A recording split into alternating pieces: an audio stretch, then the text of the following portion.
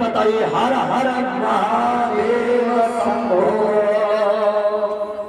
पुष्पांजलि बेटा बोलो।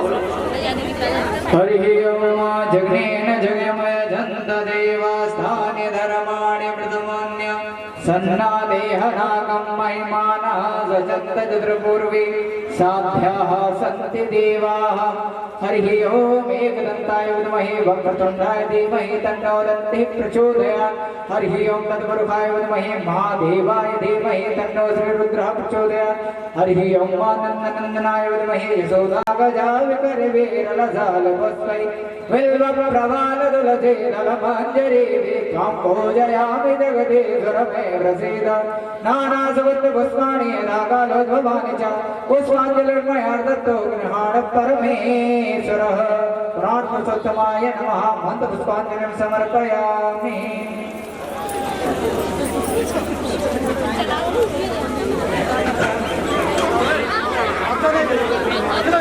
देखो आज अधिक प्रसाद है तो सभी से निवेदन है थोड़ा बैठ जाओ माता थोड़ी। आइए सभी लोग जय हनुमान ज्ञान गुण सागर जय कपीस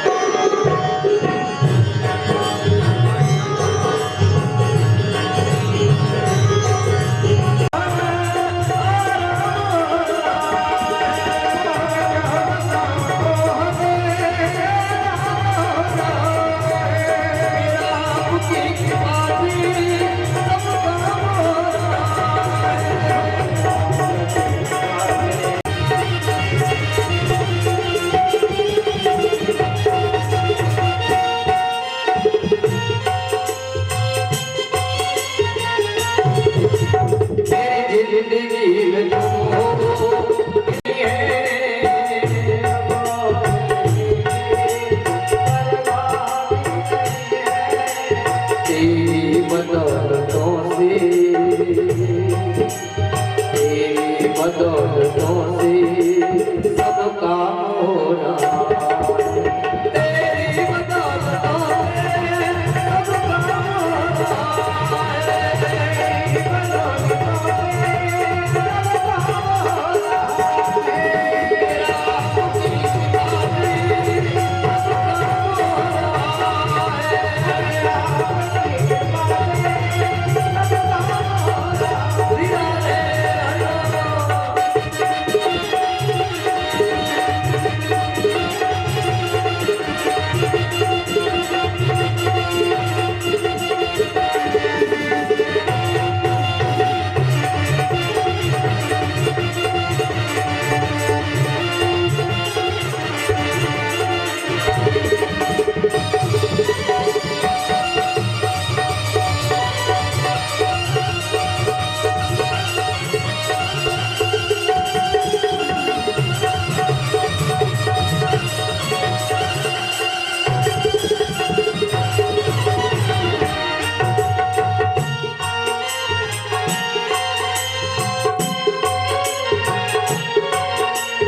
दुनिया में हो गया खो तेरे जैसा दुनिया में हो गया खो तेरे जैसा होगा कन्हैया।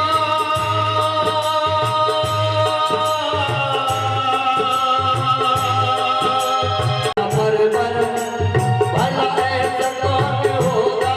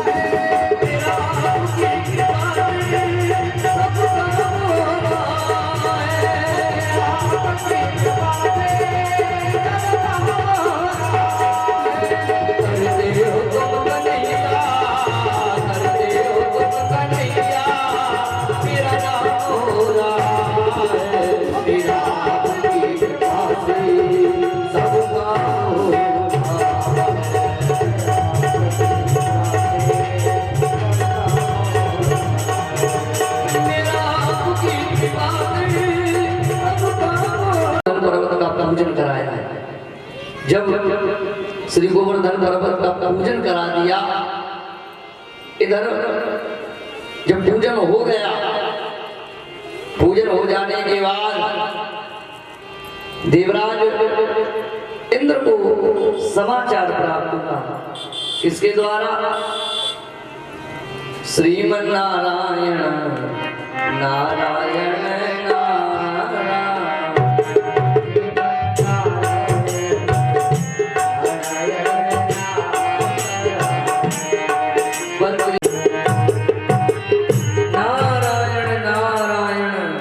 देवराज इंद्र के सामने कहा, राजन नृत्य इत्यादि में लगे हुए हो। ये गांव के ग्वाले में जो वृंदावन का रहने और देखो नंद बाबा और यशोदा भी उस बालक की बातों में आगे जिसका नाम कृष्ण है, उन्होंने उसकी बात को मान करके तुम्हारी पूजा बंद करा दी और केवल माता लक्ष्मी की पूजा कराई है। और पता नहीं किस शैल की, शैल माने मेरी पूजा बंद करा दी। एक गांव के वाले, अरे मैं उस वाले को छोड़ूंगा। एक बालक की बात में आकर के, बहकावे में आकर के मेरी पूजा बंद करा दी। गोपियों को पता नहीं नंद बाबा ये मेरा क्रोध कैसा। राजा ने अपने भाइयों को बुलाया, ये वही भाई है जो देवराज इंद्र ने माता अदिति के गर्भ में जाकर के उस गर्भ के टुकड़े के बालक की 49 पवन। क्या नाम है?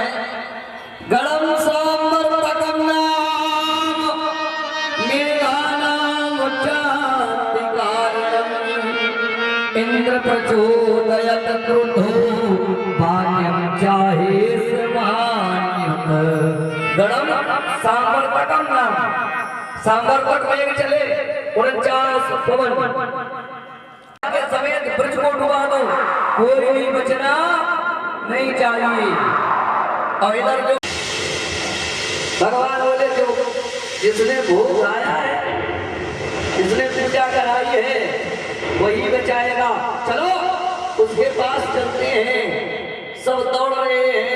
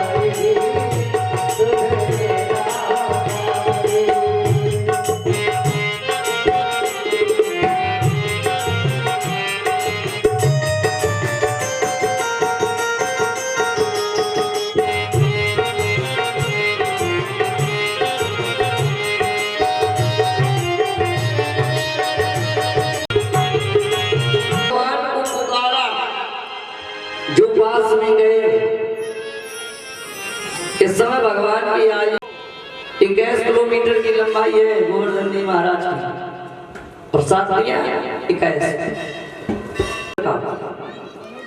तो उस 7 वर्ष के बालक उस 7 कोस के गोवर्धन जी महाराज को अपनी छपड़ी उंगली पर, छोटी वाली पर,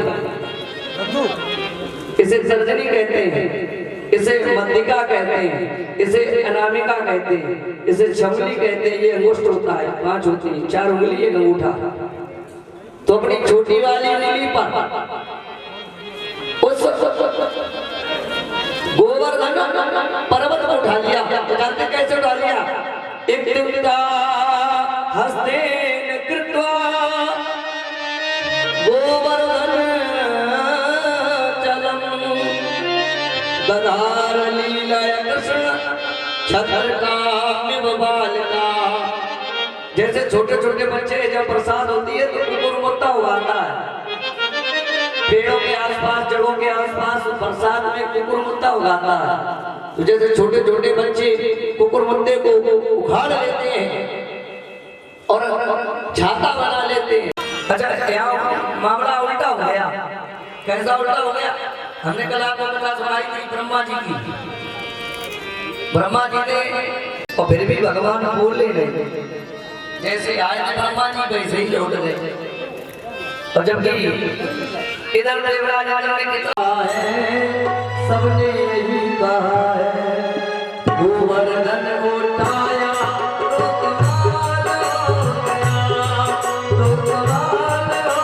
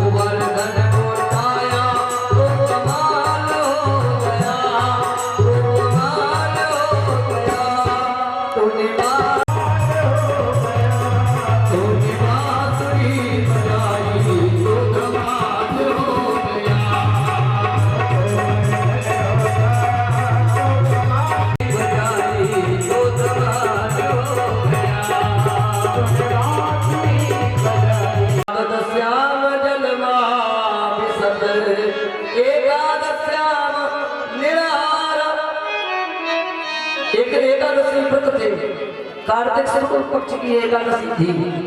देखो दो एकादशी पड़ती है, कृष्ण पक्ष में और शुक्ल पक्ष में, अंधेरे पाग में और उजाले पाग में। एकादशी का नियम है। देखो इसमें ये नियम नहीं है कि कोई बच्चा रह सकता है या बूढ़ा कोई भी रह सकता है, किसी के लिए ये नहीं है कि जैसे अगर एकादशी वाले दिन भूल से भी अगर भोजन ना करो तो वो भी एकादशी का ही फल माना जाता है। और एकादशी का नियम है, यदि एकादशी व्रत है या एकादशी है तो दसवीं को ही चावल नहीं खाना चाहिए। दसवीं को ही चावल नहीं खाना चाहिए। जानते क्यों? वैसे एकादशी को तो वर्जित ही है, लेकिन दसवीं को भी वर्जित है। वर्जित इसलिए है क्योंकि हमारे शरीर में सासी विश्राम हो, द्वादशी लग जाए, पारायण कर लेना चाहिए। भगवान को इत्यादि व्रत थे, तो एकादशी व्रत में आज समझ नहीं पाए, रात्रि है,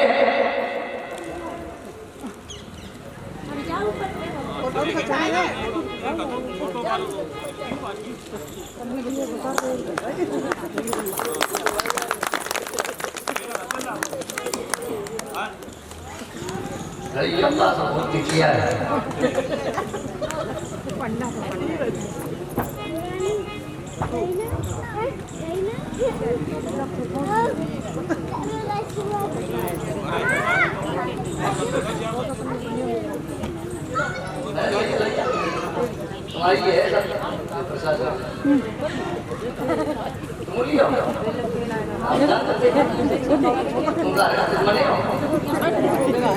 बोल गोविंद भगवान की जय।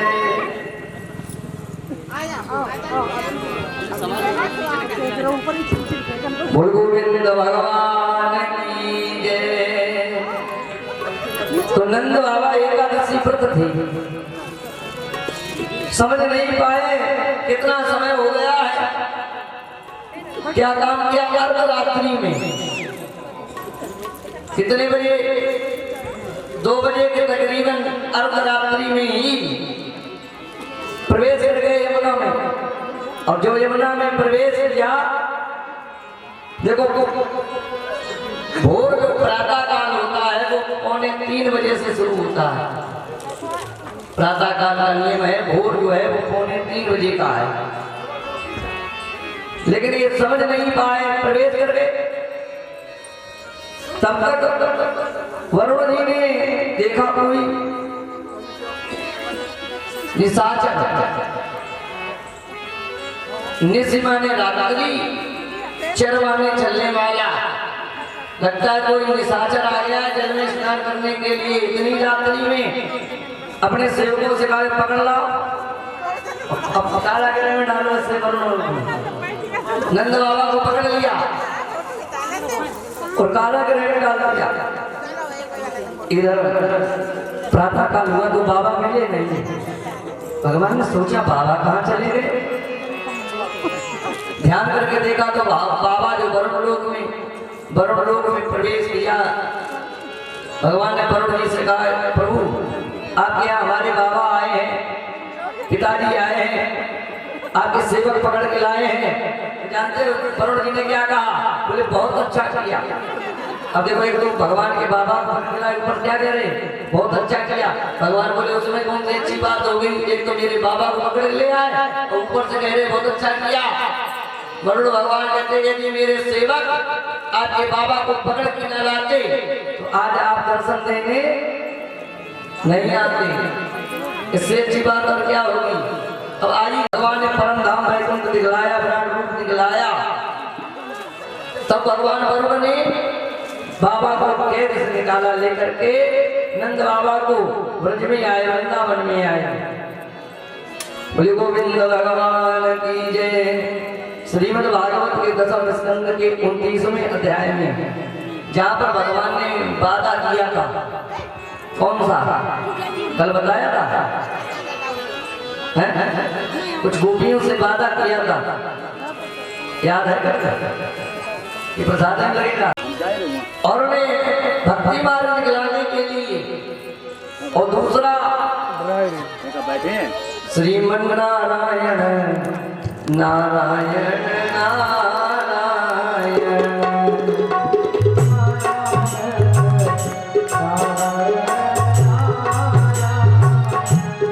लक्ष्मी नारायण नारायण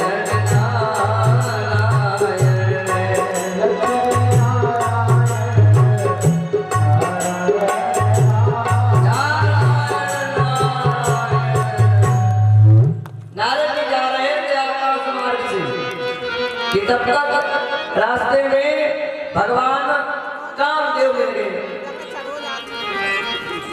प्रणाम किया नारद जी को। बताइए क्या बात है, कहाँ जा रहे हो? कामदेव बोले भगवान क्या बताऊं,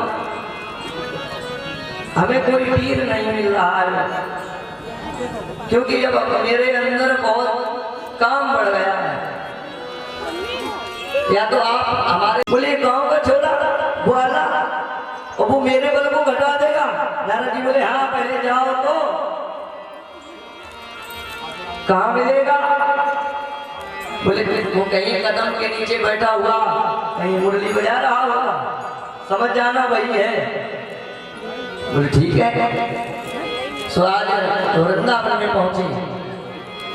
जो वृंदावन में प्रवेश किया तो भगवान कदम की डाली के नीचे बैठे हुए मधुर मधुर मुरली बजा रहे थे। जैसे ही कामदेव भगवान पहुंचे, देखा भगवान ने कोई देव आ रहा है, उठ खड़े हुए मुरली बजाना बंद कर दिया, उस देव को प्रणाम किया। प्रभु कौन है, कहां से आए हैं, अपना परिचय दीजिए। जो परिचय बताया बिल्कुल कर देंगे। बोले कैसे करोगे? भगवान बोले आप बताओ जैसे आप चाहो। कामदेव भगवान बोले हम नहीं बताएंगे, अगर हमने बता दिया हम ही जीत गए क्या लाभ रहा, तुम बताओ। अब देखो भगवान क्या कह रहे हैं। बोले हम ठीक रात्रि के 12 बजे निधन होगा, शरद ऋतु होगी, चंद्रमा अपनी पूर्ण कला में खिला होगा, वृक्ष की गोपियों के साथ रास विहार करेंगे।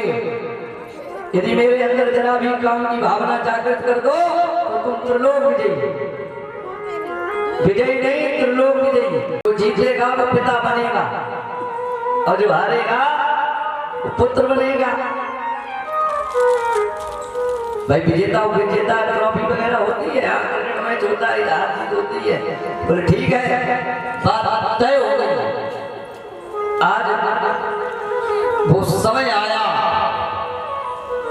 भगवान ने श्रीमद् भागवत के 10वें स्कंद के 29वें अध्याय में देखो, भगवान कृष्ण के पास सब गोपियां नहीं है, वही देवी है जो भगवान कृष्ण को अपना आराध्य पुत्र रूप में मानती है, सब कुछ मानती है।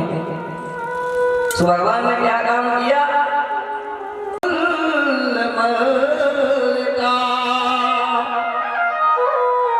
भगवान ने अधरों पर मुरली को रखा, मोहिनी मंत्र छोड़ा, जो मुरली बजाई तो सरदोत फुल्ल मल्लिका वीक्षरन्तु मनश्चक्रे योग माया मुपाश्रिता। भगवान ने अधरों पर मुरली को रखा, जो मोहिनी मंत्र छोड़ा तो सरदोत फुल्ल मल्लिका। देखो रात्रि में खिलने वाले पुष्प शरद ऋतु है, जिस कारण देखो रात्रि में जो पुष्प खिलते हैं, चंपा है, चमेली है, कचनार है, राधा रानी है, वो भी पुष्प सरदोत फुल्ल मल्लिका।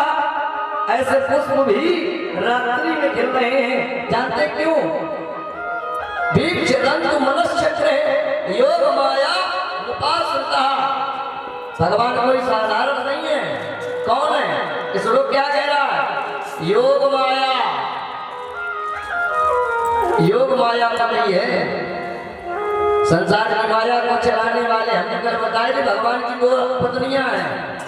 कौन कौन सी बताई चाचा जी? क्यों? संजय चाचा बेचारे दिन भर भजन राजा गाई गाई रे लेकी बनी सब भूल गया। अभी यही रहते हैं अपना जो देखते हैं वो दूसरे वाले भैया जे बैठे जिन तो पास ही बैठे ये दो जने जो है दिन भर जो है काम में लगे रहते भागा भाग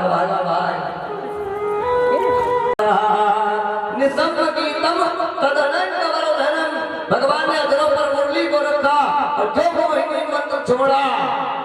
अनंत जानते किसे कहते हैं?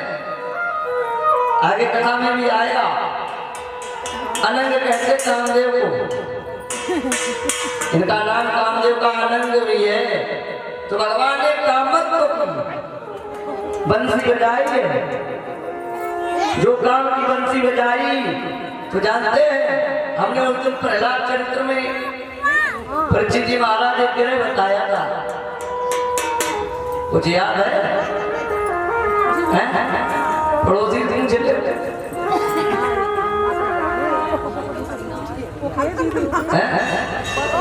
हमने उस दिन एक गिरह बताया था, वो बड़ा खतरनाक है। कौन सा बताया था? कृष्ण गृहीतात्मा बताया था उस दिन कृष्ण नाम का गिरह बड़ा खतरनाक है। अब जब वो ग्रही वो कृष्ण ही मुरली बजा रहा है, ब्रजस्या कृष्ण गृहीत मानसा।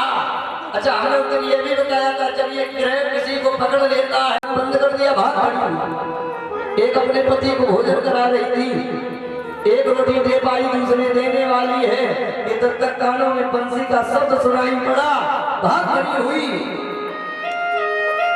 बंसी कोई साधारण नहीं है।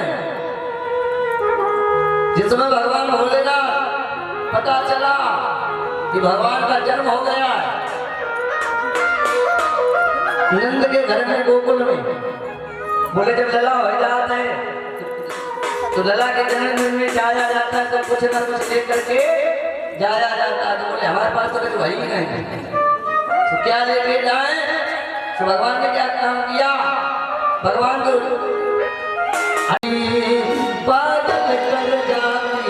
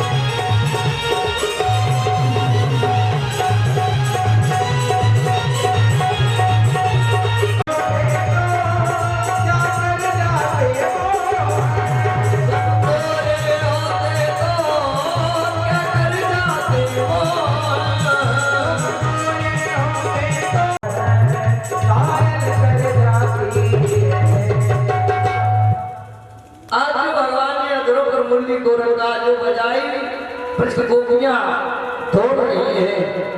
देखो श्री सुखदेव भगवान कहते हैं भगवान से प्रेम होना चाहिए। बोले कामम क्रोधम भयम ईसने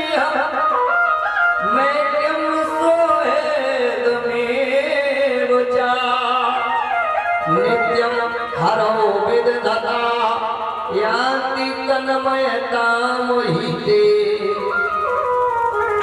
कैसे होना चाहिए? काम बिगाड़ दिया इलाज करते नहीं करते।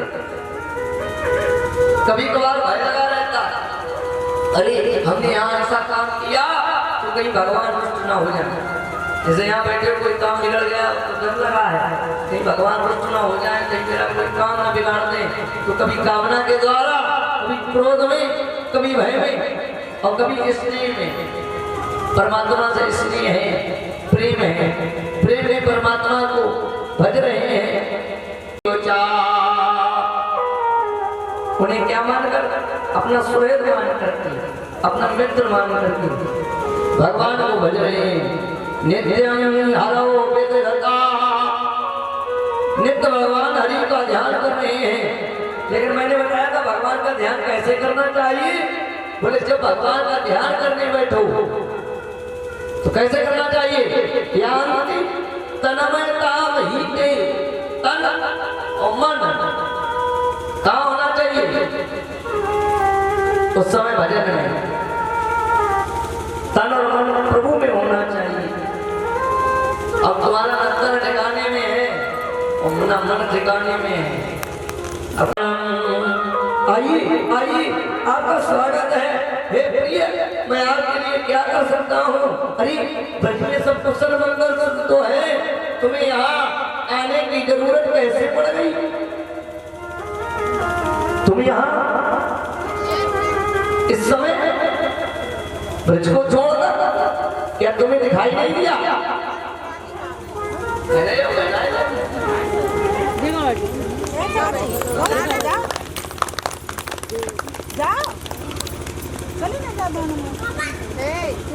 देखो बैठे जाती तुम उठो ना।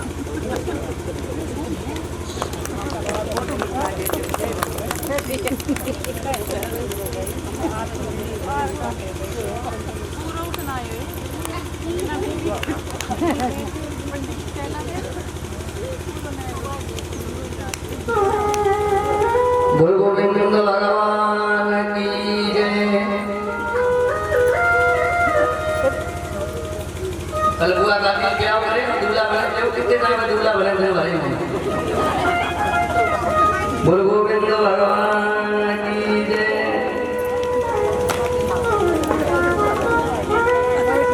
आज भगवान कहते देवी क्या तुम इतनी रात्रि की तुम आ गई हो?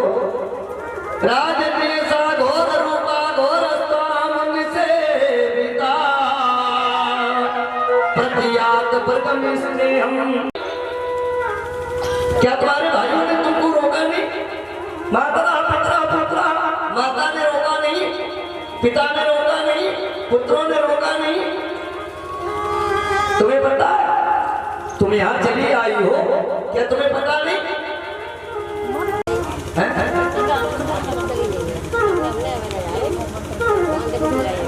पति माने होता है जो अपनी पत्नी की लाज बचाए, लज्जा को बचाने वाला, उसे पति कहते हैं। और पत्नी माने जो उस लज्जा का निर्वाह करे। जैसा पति सात्विक चल रहा है उसी पर चले, इसीलिए पति और पत्नी का जोड़ा होता है। बोले तुम इतनी रात्रि में आ गई, क्या तुम्हें पता नहीं? नारी के लिए पति चाहे कैसा भी हो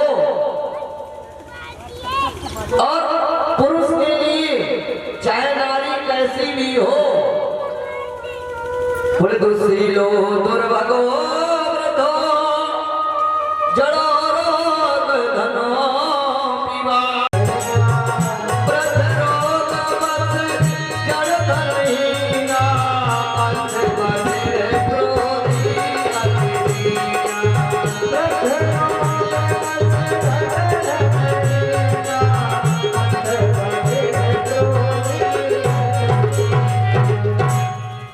पति वृद्ध है, किसी रोग से ग्रसित है, जड़ है, जड़ माने मूर्ख, धनहीन है, अंधा है, बहरा है, क्रोधी है, अति दीन है, गरीब है, कैसा भी पति, कभी कभार कोई बीमारी हो जाती है तो पति की अधिक सेवा करनी पड़ती है।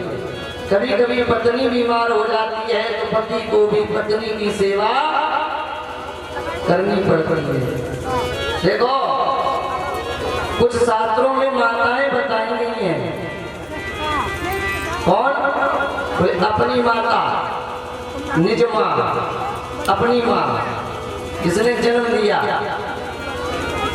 पालन करने वाली उसे माँ बताया गया है। मौसी, मौसी माँ बताई गई है। मामी माँ की संज्ञा में आती है। भाभी माँ की संज्ञा में आती है। पुत्र की पत्नी, पुत्र की पत्नी यानी बहू माँ की संज्ञा में आती है। माँ इनको माता बताया गया है शास्त्रों में। बोले पति चाहे कैसा भी हो उसे छोड़ना नहीं चाहिए। नारी चाहे कैसी भी हो उसे छोड़ना नहीं चाहिए। दोनों के लिए एक ही धर्म है, एक ही धर्म, एक व्रत नेमा, काहे वचन मन पति पद प्रेमा।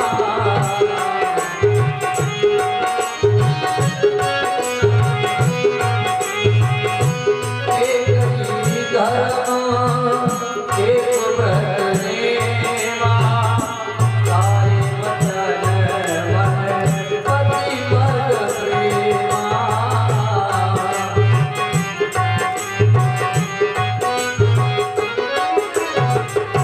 एक ही धर्म है।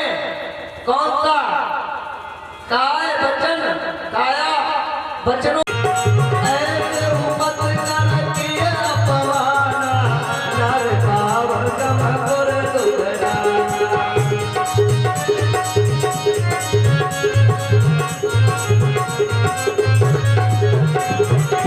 जो ऐसे पति का अपमान करती है नारियां, और जो पुरुष ऐसे नारी का अपमान करते हैं, दोनों को यमपुरी में यातनाओं का भोग भोगना पड़ता है, कष्टों को भोगना पड़ता है। दोनों को एक ही धर्म है, एक साथ एक भाव में रहना। इसलिए आंगन में बैठी हुई अक्षतों को बीन रही थी चावलों को, कि तब तक उसका पति कहीं से थका हारा आया, और इतना थका हारा था कि आकर के उसके पास बैठ गया और उसकी गोद में सर रख लिया। उसको नींद आ गई, सोने लगा। वो चावलों को बीन रही थी कि तब तक उसका छोटा सा बच्चा घुटनों के बल कहाँ जा रहा है? जहाँ पर पड़ोसी बनी, जमीन में पड़ोसी बनी है, उसमें अग्नि जल रही है। वो छोटा बच्चा घुटनों के बल गया और जाकर के उस अग्नि कुंड में गिर गया। अब देखो वो चावल बीन रही थी, जब तक उन्हें स्नान ध्यान न करा दे, जब तक उनको भोजन न करा दे, तब तक भोजन नहीं करते। उसका नित्य का नियम था। एक दिन उसका पति परदेश जाने के लिए तैयार हुआ। वो चरणों में गिर पड़ी हुई, भगवान आप चले जाएंगे, स्वामी आप चले जाएंगे तो फिर मैं कैसे भोग प्रसाद लगाऊंगी। उसने क्या काम किया? अपने स्वरूप की पत्थर की मूर्ति बना के दे दी। बोले हम जब तक लौट के ना आए तब तक मेरे इस पत्थर के स्वरूप की पूजा करना। वो चला गया, ये सेवा भाव से उस पत्थर की मूर्ति की पूजा करने लगी। एक दिन वो समय आया, उसका पति परदेश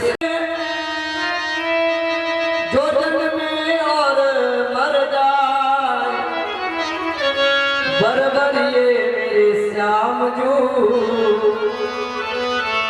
जासे जुड़न अमर हुए,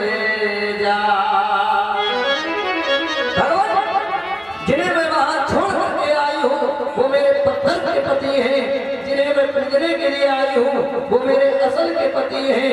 जो इतना कहा भगवान बोले ठीक है आ जाओ।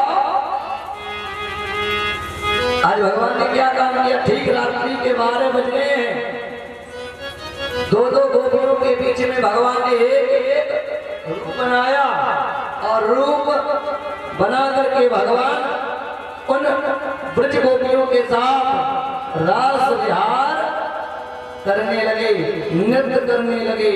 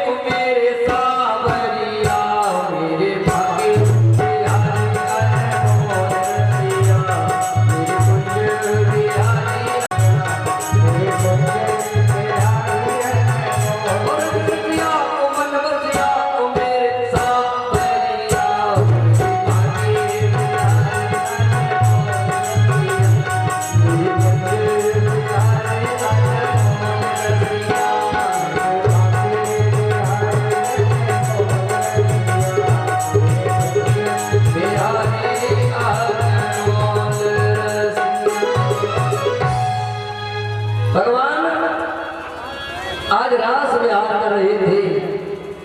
श्रीमद् भागवत के 10वें स्कंद के 30वें अध्याय में जागृत हो गया। जानते कौन था कि हमसे ज्यादा प्रभु किसी को चाहते नहीं है।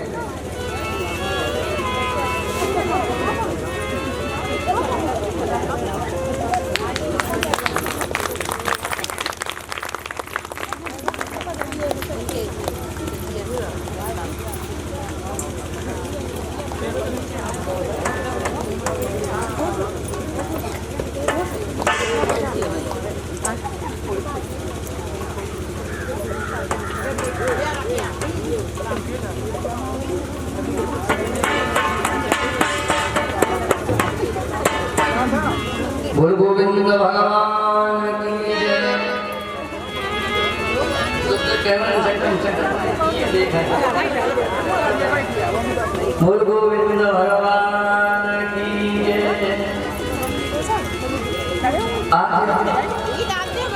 जो गोपियों के मन में भाव जागृत होगा, हमसे ज्यादा प्रभु किसी को चाहते नहीं। तो भगवान ने क्या काम किया, रास प्यार कर रहे थे तो जितने अन्य रूप थे सब गायब कर दिए।